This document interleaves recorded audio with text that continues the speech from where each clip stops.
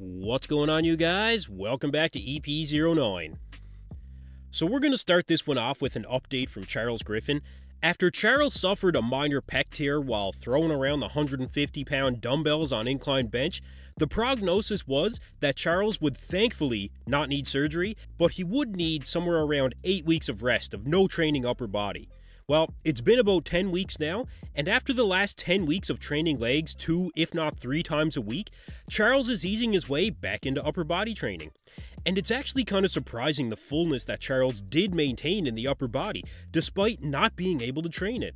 Now, there is something to be said about delaying muscular atrophy by training other muscle groups, but Charles looks like he barely skipped a beat here.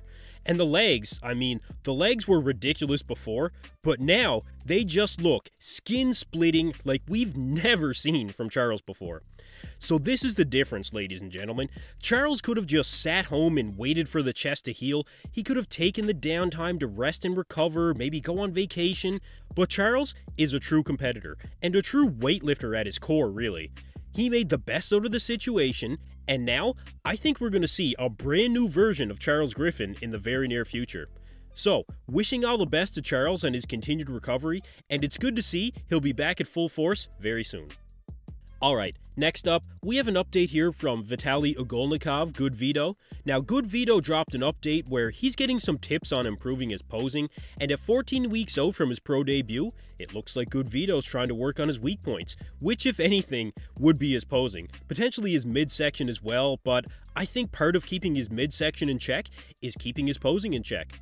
So most notably in this clip, you can see GoodVito getting the same advice that Nick Walker got after the 2021 season, I believe it was. We saw the same thing from Big Ramy as well. The elongated midsection in the front double bicep, as compared to the crunched down abs version, it really makes a night and day difference from what we can see here. It makes his midsection look smaller, his abs obviously look a lot better, his lats look like they insert lower, and it creates a better X-frame. You may see some guys out there that feel like they need to elongate their midsection, I think typically when they lack in size in the limbs, so they need to try to make themselves look like they have more of a presence on stage. But obviously when it comes to muscularity or presence, that's not a problem for GoodVito. And by tweaking his presentation, I think he'll increase his chances of taking home the win for either the Europa or Yamamoto Cup, whichever he decides to do. But make no mistake, this is one of the most anticipated pro debuts of the 2023 season. And with Chris Aceto in his corner, we may see GoodVito fighting for a top spot in the Olympia stage someday soon. So let me know down below how you guys like the new version of the crunch down midsection as opposed to the elongated midsection front double biceps from GoodVito.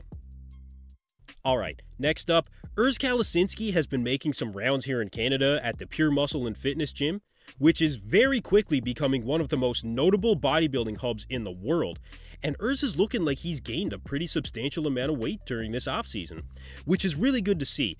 Urs actually revealed his current weight in a recent update, and it was a bit more than I thought it would be, honestly. But before we discuss that, Urs was actually criticized for staying too lean after his last competition, and with 5 pounds of stage weight he can still gain, I think he's going to be maxed out on his weight this year based on how big he looks right now. The biggest thing that Urs needed to improve was his arms. And really, I think his arms have improved. They do look bigger. Now, I'm not sure that they're big enough. I'd still like to see them a bit bigger, I think. But the time for gaining any more weight is soon going to come to an end. The Olympia is only about 22 weeks away right now. So Urs actually revealed here that he's currently weighing in at an absolutely massive 275 pounds. And you know, I wasn't expecting Urs to weigh this much. Yes, absolutely. Urs needs those extra 5 pounds of stage weight to be on this year to try and defeat Ramon Dino at this year's Olympia. Let's be real here, you guys. Chris Bumstead is taking home another classic Olympia title, okay? But did Urs really have to go to 275 pounds in order to gain those extra 5 pounds of stage weight? I mean, his stage weight is what, 220 pounds, I think it is?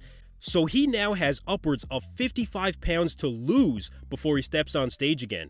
And for a classic physique competitor, that's not exactly striking distance. But with that being said, Urs has been up to 269 in the offseason before, I think it was last year, and he was able to obviously get the weight off and show up shredded to the bone on show day.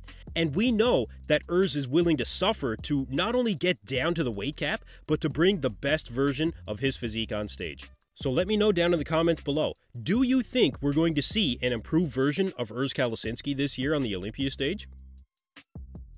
Alright, last up, we have an update here from Brett Wilkin, and as Brett approaches the horizon for beginning his Olympia prep, this is one of the most anticipated Olympia debuts of the 2023 season. After qualifying for the 2023 Olympia only a couple of weeks before the 2022 Olympia, Brett showed up at the Big Man Pro with absolutely lights-out conditioning, super thin skin, and a very balanced, very impressive physique overall. Brett's coach, Matt Jansen, recently appeared on Brett's most recent YouTube video where he outlines the plans for Brett moving forward for the rest of the 2023 bodybuilding season. We know he doesn't need as long to prep for the Olympia. I want to give us just a little bit more time than normal, but I would say maybe somewhere in that like 14, 16 week max range. But up until that point, like we're just going to really just keep pushing. And then obviously getting him in shape is not a problem. So really the work has to be done in the off season, and then we'll just let that show through during this prep. So Matt goes on to say here that they really want to push the food up as high as possible right now and decrease the training volume because Brett's metabolism is so fast that he just burns everything up that he consumes. So the plan is to keep pushing the weight up for the next 8 or so weeks until the Olympia prep officially begins. Now, Brett's big advantage, a longer prep with a guaranteed Olympia qualification. And that is something that no other athlete really had going into the 2023 season. Brett was able to capitalize on a longer offseason than even the top athletes in the sport were able to have. So really, in terms of prep, Brett has been able to prep for the 2023 Olympia longer than, Hadi Chupin, Derek Lunsford, Nick and Samson went on to do the Arnold, but even guys like Michael Krizo, Hunter Labrada. Brett has been prepping longer than any of them. And based on what we see here, he's used that time wisely. So let me know again in the comments below, you guys. Where do you see Brett Wilkin placing in the 2023 Olympia lineup? Anyway, that's it for me in this video, you guys. Thank you for tuning in to EP09. Be sure to like and subscribe.